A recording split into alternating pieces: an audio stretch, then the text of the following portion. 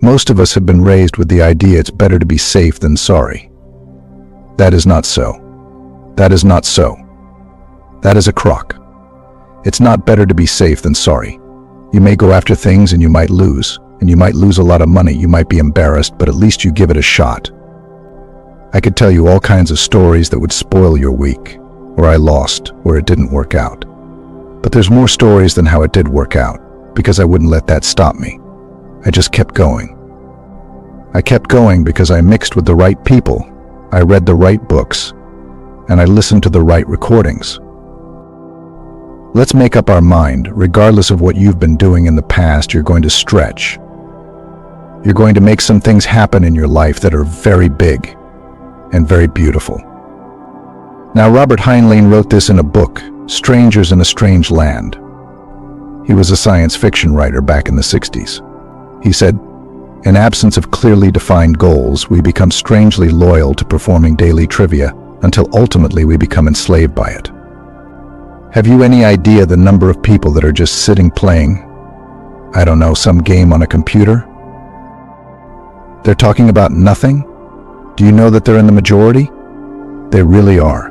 I call it the chatter of the masses. If you happen to be caught up in that, make up your mind that that's going to stop right now. Joel Barker wrote a book around 1990. It was an incredible book. It's called Paradigm. Some of the things in it are just shocking that we read about what happened to people because of paradigms. He said to be able to shape our future, we've got to be willing and able to change the paradigm. Now, are we able? We've got infinite potential. No one knows what we're capable of. There's nobody alive. The wisest among us can't even guess at what you are capable of doing. Do you know you've got more power in your hand, potential power, than is required to light up this whole hotel for about a week? There's around 11 million kilowatt hours per pound potential energy locked up in the electrons in the atoms of your body. No one can guess at what we're capable of doing. And most people, well, if I try it, what if it doesn't work? You'll find out it doesn't work. But get out and do it. You're going to hear from Anders Hansen here. Stand up, just wave at the crowd, okay? Now, I'm going to introduce him to you. I met him 3 years ago, is it? Seems like last week. 3 years ago, we were in the Bellagio Hotel in Vegas, and he'd come over. I was in the lobby, I think, and he'd come over and introduce himself, and he apologized for just barging on me like that. And he said, "But I've been studying your material." He said, "I would just love to talk to you for a minute." I said, "I don't have a minute right now, but if you want, I'll meet you in the morning for breakfast." So the next morning we met. And he had an idea. I said, "That's a great idea." I said, "I'll help you do that." "Well, you know there's all kinds of people who will help you with your idea." He's going to demonstrate. He's going to show you his idea. I'll figure out when we do it, and I'll tell you later. I'm not sure. But he's built a company around this idea. And he said a few thousand people that are improved, they live in a better life because of it. He asked for help. Don't be afraid to ask for help. You willingly give and graciously receive. I was just back at the table there talking to the streamers. We have a camera where we can communicate separately with them. And I was telling them, that's one of the secrets of success. You willingly give and graciously receive. You can't give too much. It's like putting money in the bank.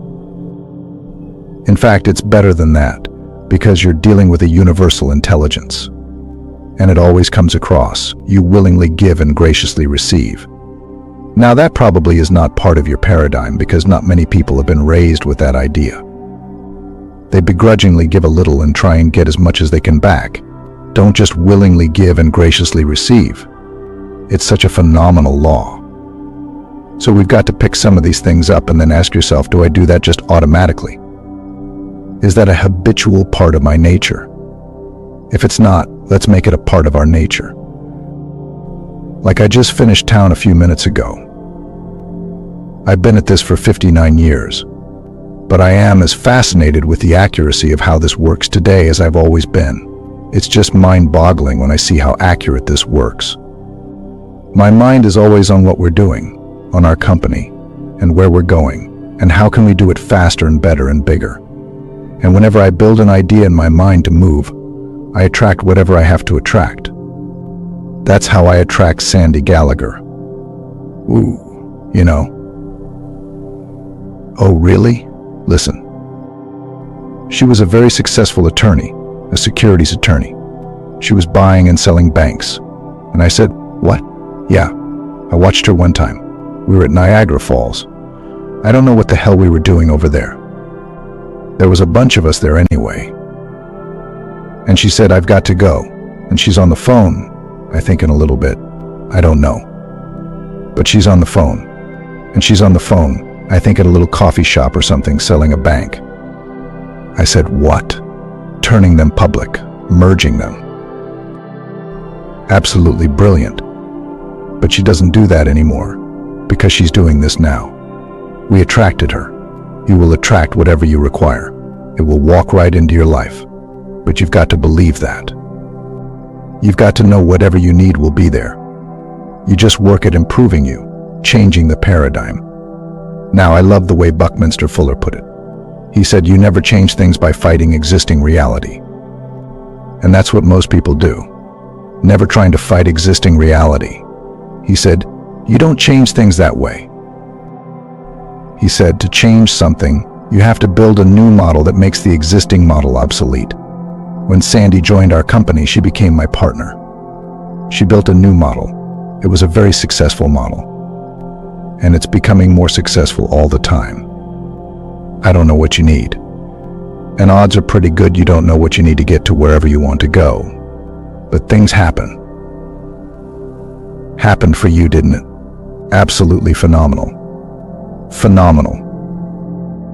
We are wired into the entire universe. Now that may be out of your thinking, but understand this. If I hit send and I took a picture, and I hit send, if I'm sending it to your number, it won't matter where you are. You'll get it simultaneously with me sending it. You could be in Kuching or Korkinabalu. And I hit send, and bang, like that, you've got it on your phone. And you're on the other side of the world. It'd take you 25 hours to get there, in the air. But it doesn't take 25 seconds for you to get it here. Why? Because we're dealing with frequencies. Everything is here. Everything you want is here.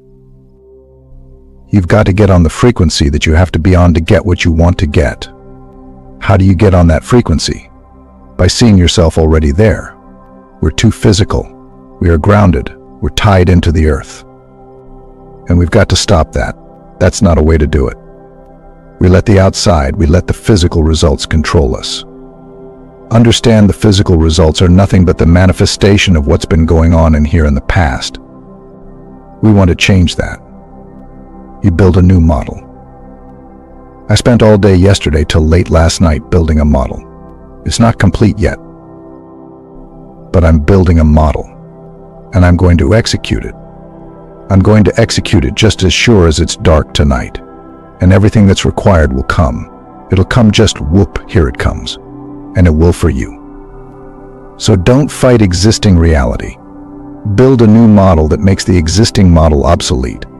This is probably one of the most beautiful and truest statements you'll ever see. It's not who you are that holds you back. It's who you think you're not. If you haven't seen that before, write it down. Burn it into your mind. It's not who you are. It's who you think you're not. Instead of saying, "Well, I couldn't do that." Start to see yourself as a person who can do it with ease. Money is a great yardstick because you can measure it right to the penny. You can't measure happiness. You can't measure health. You go to a doctor and they give you a clean bill of health. Walk out and drop over. You can't measure that. But money you can measure right to the penny. Now, I'm not suggesting you let money control you. You want to control it. But it's a good way to measure, are you moving ahead if you're in a profit-making business? You want to see how fast you can earn this, how fast you can earn that. Then have something very constructive to do with it. Because money is a servant. It serves us. Self-confidence is the first requisite to great understanding or undertaking. There's a marvelous essay that Ralph Waldo Emerson wrote on self-reliance. His essay on self-reliance. It's absolutely incredible. In that essay, he said something. He said, "We'll all hit a point in our unfoldment when we'll realize that envy is ignorance and imitation is suicide." Now think of that. There will come a time in everybody's unfoldment when they'll realize that envy is ignorance and imitation is suicide. To envy someone else is to say, "I believe you got something going for you that I haven't got going for me, and I'm going to envy you." If they've done it, that's positive proof you can do it. If one person in town can get wealthy, everybody in town can get wealthy. Wallace D. Wattles wrote that in The Science of Getting Rich. The Science of Getting Rich was the foundation of the movie The Secret. We're going to be teaching the science of getting rich in Dallas in March. I believe it is. It's a phenomenal program. There'll come a time in everybody's unfoldment when they'll realize envy is ignorance and imitation is suicide. You can't be like anybody else. Nobody can be like you. You are unique. There's nothing in the whole universe that's like you. You are a unique part of the whole scheme of things. There's a beautiful poem that I put in 2 different places in the Born Rich book that said, "The one and only you." I want you to listen to that, but don't just hear my voice. I'm going to talk about you. I want you to think about you. Every single blade of grass and every flake of snow is just a wee bit different. There's no two alike, you know. From something small like grains of sand to each gigantic star, each one was made with this in mind to be just what they are. How foolish can they imitate? And how useless to pretend when each one of us comes from a mind whose ideas never end. There'll only be just one of me to show what I can do. And likewise, you should be really proud that there's only one of you. You see, I think one of the big problems we have when we're little kids, we say, "Mommy, Daddy, whatever I want," and they may be busy, they probably are, and we're interrupting them, and they'll say, "Well, how the hell are you going to do that? Where do you think the money's going to come from?" We're just little kids. I mean, we don't know how to solve that kind of stuff. How are you going to do that? The kid doesn't know. And because they get those answers all the time, pretty soon they get the idea they can't do it. It would be nice, but they can't do it. Wouldn't it be different if we just took a moment and say, "Well, of course you can have it. You can have it if you want it." Let's sit down and think about it. We've got an imagination. It's a higher faculty. None of the other animal lives have it. We're the only creature on the planet that has the imagination.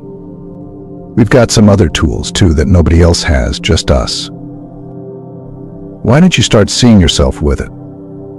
Now, see, some parents would think, "Well, God, you start teaching a kid to do that, you're really going to have a problem with them." No, you're not. There's some kids raised that way. They want to create great things because at a very early age they learn they can do anything. I had an associate over in Kuala Lumpur that I worked with for quite a while. He had a little boy, 4 years old. The kid could speak 4 languages. They thought nothing of it. Glenn Doman, who's gone now, I believe, but he wrote a marvelous book, How to Multiply Your Child's Intelligence. He was teaching kids to read before they could talk. And when they could talk, you'd give them a book and a CAT scan, and they'd read it to you. We have no idea what we're dealing with when we're dealing with our mind and our potential. We've got to get rid of this idea we can't do anything. You can do anything you want, anything you can think of. And we're going to find that our confidence comes with knowledge. The more we learn, the more confident we become. You'll hear people say they don't have any confidence. That's not true. They do have confidence, maybe not in a particular area. They're confident they can drive their car. They're confident they can get dressed. They're confident they can put their makeup on or shave. So to say they don't have any confidence, it's not an accurate statement. Well, how do we become confident? By gathering more information. I'll tell you something else. If you don't keep gathering information, your confidence will start to wane. You'll start to lose it. You've got to keep gathering information. You want your confidence to get stronger and stronger and stronger. And if you don't keep studying, your confidence will start to slip. Like with the knowledge I've got, I could coast to the end of my life, earning all kinds of money and having a pretty good time. But I know I won't go beyond where I'm at, and I'll start slipping back. You've got to keep studying. I got up at 3 o'clock this morning, but I went to bed fairly early too, and I was studying for a couple of hours. I get up early in the morning and I study every morning, because I want to get better at what I'm doing. And I know I can get better. I know that I'm nowhere near as effective as I can be. We've got to get this right in our mind. This idea of lack of confidence, it's something that anybody can change. I remember when I first started to study this. We're so afraid of what other people might think of us. It's so silly. I only went to high school, as I said, for 2 months. There was so much vocabulary that you could stick in a thimble. There was not much to it. And if you were talking, you said something, and you used a word I didn't understand. I would never say I don't understand what you're saying. But I didn't understand. I was lost in the conversation really fast. But I was afraid to say I don't understand that word. I started to study Earl's material. And Earl talked about how important vocabulary is. In fact, he made a recording on it. And I started to study words. Now, if you use a word that I don't understand, I'll say, wait a minute, stop it. I don't understand what that word means. I'll ask you right there. Because I know if I don't get that cleared up, everything you say from there on, odds are pretty good I'm not going to understand it. You get lost in the conversation. Why wouldn't I tell you I didn't understand? Because I was afraid of what you thought of me. You've got to quit worrying about what other people think about you. If you knew how little they did think about you, you wouldn't be so concerned what they are thinking. Terry Whitaker wrote a book, the title of it, What You Think of Me Is None of My Business. And it isn't. What other people think of you is none of your business. Quit worrying about what they think. I hope you like me, but if you don't, you've got a problem. Because I like me. I don't give a damn whether you like me or not. I really don't. I hope you do, and you should. I'm a nice guy. But if you don't, you're not going to bother me. Now, for many years, that would have driven me crazy. Not anymore. Not a bit. This confidence concept is pretty big. And the more you study this material that we're giving you, the more confident you're going to become. Now, there's two things you have to know if you want to create wealth. And I'm not going to give you a brain hernia. This is really simple stuff. 1, you've got to know where you are. 2, you've got to know where you're going, and then you've got to get moving. This is where I am. That's where I'm going. You can know where you're going if you don't know where you're at. It won't do you any good. You jump out of a plane and shoot safely to Earth. It's overcast, you can't see the stars. You know you're on the North American continent, that's all you know. You don't know where you are. Your objective is to get to Nacogdoches, Texas. What way are you going to start walking? You wouldn't know. You could be in Atlanta and start to head towards Philadelphia. You could be in Seattle and start towards Vancouver. You see, you can know where you're going if you're not honest to yourself where you're at. You're wasting your time. You've got to know where you're at, and you've got to know where you're going, and then you've got to get moving in that direction. It is so simple and so obvious, you have to ask yourself why. Why are so many people stuck? And I'm going to tell you there's a lot of people stuck. Well, for a long time I would have said there's what's missing, don't have a goal. You've got to have a goal. I've had a goal. I've had it on a card for many, many years, ever since I started to think real rich. You've got to have a goal. But you know, I've changed my attitude. I'm pretty articulate about my goal. I've got it written out, and I've got a clear picture of it. You might not have done that, but I think we can say there's something you want. You've never written it out, you've not really been very articulate about it, but there is something you want, so we can say that would constitute the goal. That's not the problem. That is not the problem. Here's the problem right here. It's where you're at. Most people really don't know. Do you know what you do? Do you know why you do it? Do you know how you do it? Do you know how often you do it? Can you see where this is really controlling your life? This is really important. There's the problem. There's the problem right there. The paradigm. Because if you want something more than you've got to give more than you're giving. You've got to do more than you're doing. And you start doing that, you'll move ahead like a rocket. No one knows what you're capable of doing. There isn't one soul alive that knows what you're capable of doing, and that includes you. We're dealing with infinite potential. We've got power within us that it goes beyond the scope of our imagination. I was talking about the chicken soul for the soup books. Mark has just put out a new book with his wife Crystal, and it's called Ask. That's it. Ask, that's the name of the book. And it's the bridge that'll take you from where you are to your destiny. Now that book will probably sell a few million copies. Ask. That's what most people don't do. They don't ask. They don't ask for enough. When you take a look and think all I have to know is where I am and where I'm going, and then realize that very few people have this down. Very few people. Maybe 5 people out of 100. 95 out of 100 have just figured out. The paradigm is controlling them. Literally controlling them. It's not the opportunity. The opportunity is there. Now this is a black and white deal. There's no gray matter here. It doesn't matter how hard you work. It doesn't matter how many hours you put in. If the paradigm does not change, ultimately the results will remain much the same 1 year from the next. The end of December, there's all kinds of people looking at the results, and it's almost identical to the previous year. I have sat in many executive offices because I've sold a zillion corporations in my life, and I'd sit down with the VP of sales and I'd say, give me the names of 2 people, first names, that you're familiar with in your company. Maybe Betty and Harry. He knew that their last names were. I said, do you know? He would ask me, what are you going to do to help us? I said, you know what those people are going to be doing in July of this year. You can go into memory and you can predict where they're going to be in July or in October.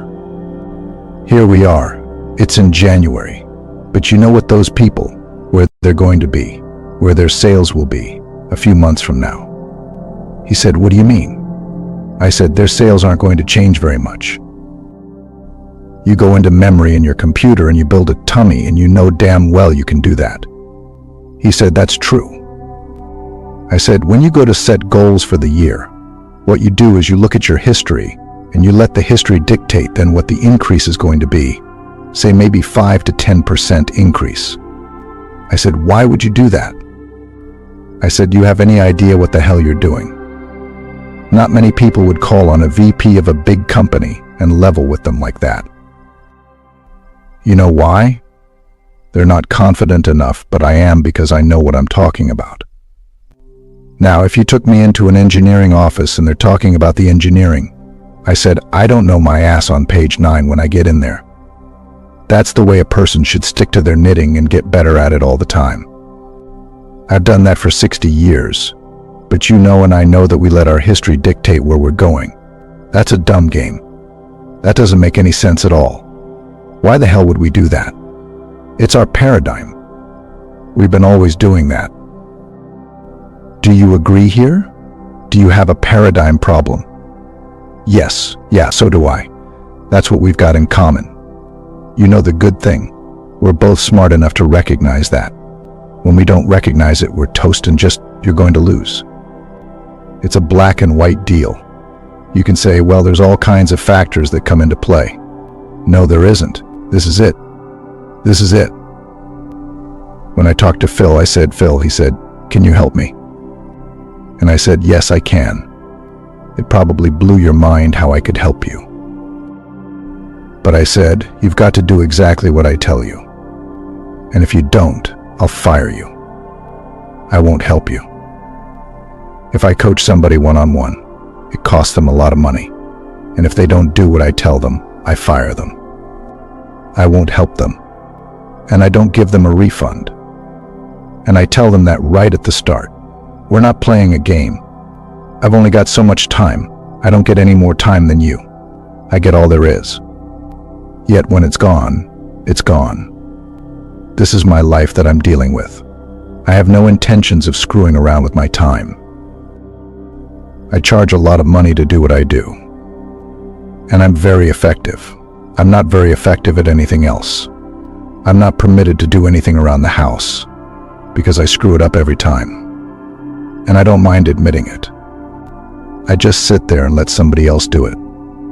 I remember when I started that, we had a guy, Frank, that cleaned the pool. It used to bother me. I would sit there and I'd watch Frank. I thought I should be helping him. And Joe cut the lawn. Joe's been cutting our lawn ever since we moved into that house. It was 35 years ago. And it used to bother me because I should be helping him. Because I'm just sitting there reading under an umbrella. It was a hot day. He's cutting the lawn, cleaning. It doesn't bother me a bit anymore. I was coaching a guy that had more money than God. And he had a place at Cap Antibes in France, in the south of France. He had another one in Gestadt. He had a beautiful place in Eaton Square in London. If I had taken him to his place in London, you would have thought it was Prince Charles' place. This guy had lots of money. He had a yacht, 120-foot yacht, that he used to ship from the Mediterranean to the Caribbean. Shipping on a ship on Dock Express. He said, well, it's faster than sailing it, or cheaper, or something like that. And I used to sit and talk to him. Paid me a lot of money. And I remember one time we were in Cap Antibes. He had a beautiful place. It was right across the bay from Cannes. And in the morning there was a picnic table out in the yard. I was out there, and they brought in some fresh scones from, we're in the south of France. I mean, you get the best there. And we're sitting there eating, and some jam and some tea. And I was finished. I picked up, I was going to take their cups, and I didn't say, you don't do that. He took a little bell and rang it, and people would come out to take it. He said, if you do that, they would be out of work. I started to think about this, and I thought, you know, you have to learn to be served. You do. You have to learn to be served. I learned it. I love it. It's true. Hashem taught me that. You've got to learn to be served. You see, that's the way he was raised. That's the way he was raised. I wasn't raised that way. You get it, or you don't get it. You don't get it, or you clean up. I wasn't raised that way. I had to learn it. But I got to the point where it didn't bother me at all to watch Joe cut the lawn or Frank clean the pool. A couple of ladies worked the house. It doesn't bother me at all. They'll serve me, they'll make me something to eat, and bring it for me, because that's what they get paid to do. You'll have to learn almost everything if you want to really change the quality of your life. You've got to realize that we're being controlled right now. You are controlled. I'm controlled by a paradigm. You say, well, how did we get it? Well, stop and think of where you came from. Little particle of energy from mom and a little bit from dad come along, and they were in harmony.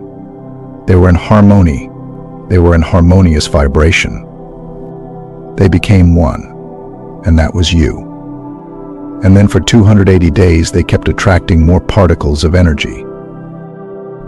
All mom's habits, all dad's habits are in that little bit of energy. It's hard to believe that you could put 1,000,000 bits of information on the head of a pin, but we can actually do that now, and are doing it. Why do you think you look so much like your relatives? Do you think it's an accident? When I was young, I had red hair. Now I've got a mother. She didn't have red hair. I had a father. He didn't have red hair. I have a sister and a brother. They didn't have red hair. You'd be thinking, HM, that could lead to all kinds of speculation, couldn't it? But my mother's father and all his brothers had red hair. So you see, it jumps one generation into another. You look like your relatives. You see, I could tell you more about Farah. I don't think I've ever met you, but I could tell you all kinds of things about yourself. She operates predominantly from the right hemisphere of her brain. Very creative, very high energy, and a hard time staying behind a desk. You better earn a lot of money, because you could spend it really fast. You say, well, how do you know that? I just know that. I know exactly what she's like. She's a lover. She's got high energy, very creative. Nobody has to tell me. I know it. You know something? Everything around her tells me that. See this physical thing she's living in? That's the body that Farah's living in. You never see Farah. You just see her body. You see the expression of Farah, but you don't see her. And that body vibrates. And it's vibrating so fast it appears to be still. And it glows. Yet there's energy coming. And you know you've got a mental faculty that can pick that up, and you can read it just like a book. It is like a book. Did you know you had the faculty to do that? You're not sure. Well, I'm not in touch with it, but yes, I do know. You're not in touch with it. Yes, you are in touch with it. You haven't learned to use it then. You see, I'm not doing this to embarrass you. I'm doing this to show everybody that you've got that. You see, we have mental faculties. You know, we're the only creature on the planet that's totally disoriented in our environment. All the other little creatures on the planet are completely at home in their environment. We're not. They blend in. We're totally disoriented. You know why? We've been given the mental faculties to create our own environment. That's kind of nice, isn't it? Yes, that's what we can do. You see, that's your intuition that you're reading people with. You have intuition, perception, will, reason, imagination, and memory. They're all higher faculties. These are the most phenomenal tools. They're what make us who we are. You'd think we'd be taught in school that we have these, and then how to use them.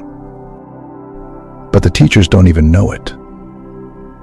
You know, just as I was looking past there, I looked at you. You've got an interesting personality. Yeah, you confuse the hell out of yourself at times. There's a part of you that is just so persistent, stubborn, like a bull. And there's another part of you that's wishy-washy and sensitive to your feelings. You get hurt just like that. And you have a tendency to hold it inside. There's a part of you that do this, and there's another part saying, no, don't do it. Don't do it. So you've got a lot of that going on. Do it. Don't do it. You are almost an even balance between right and left hemisphere of your brain. Fair is mostly right brain. You operate from both hemispheres of the brain almost equal. One side's very analytical. The other side's very emotional and sensitive. How would I know that? Because it's obvious. I know she's a woman. You'll say, Bob, that's brilliant. How did you figure that out? Anch. May knows that. Everybody knows that. Everybody does not know that she's a woman. A baby doesn't know she's a woman. A baby has to develop the awareness of the difference in gender. If they haven't got the awareness, a baby's looking for a nipple. But if daddy puts a thumb there, the baby will start sucking on that thumb. Why? Lack of awareness. As the baby develops the awareness, life starts to change. But we've got to become aware that we have these higher faculties. And if you really want to change your paradigm, you've got to shift your thinking.